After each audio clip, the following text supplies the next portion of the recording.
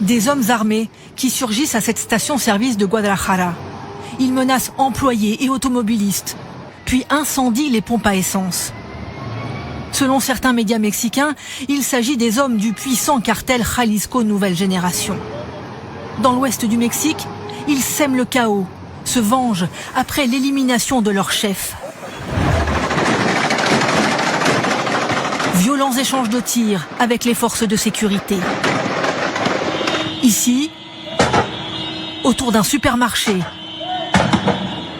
Là, non loin de la plage de la célèbre station balnéaire de Puerto Vallarta, devant des vacanciers incrédules et des habitants barricadés chez eux, face au chaos. Panique à l'aéroport de Guadalajara, où les avions se retrouvent à portée de tir et les passagers forcés de fuir. Ces expatriés français sont confinés chez eux aujourd'hui encore, suivant les consignes de la France. Dans la rue, on a entendu des coups de feu.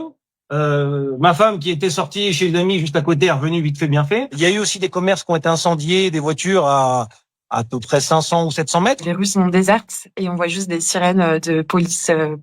On entend les sirènes, on voit les voitures de police passer assez régulièrement. C'est donc l'élimination par l'armée mexicaine de cet homme, El Mencho, qui a tout déclenché.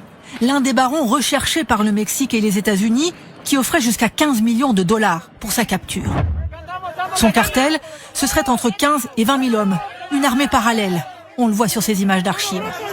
Des trafiquants redoutés pour la violence de leurs règlements de compte, leurs exécutions ciblées. Ils s'approvisionnent en Colombie pour la cocaïne, en Chine pour les composants nécessaires à la production de fentanyl, dont ils arrosent le marché américain. L'Europe et l'Asie sont aussi leur terrain de conquête. Ces derniers temps, Donald Trump faisait pression sur le Mexique dans sa lutte contre les cartels. Les États-Unis ont fourni du renseignement pour cette opération. Aujourd'hui, 2500 soldats supplémentaires ont été déployés. Le Mexique a marqué un point contre les narcotrafiquants, mais c'est que la bataille est loin d'être gagnée.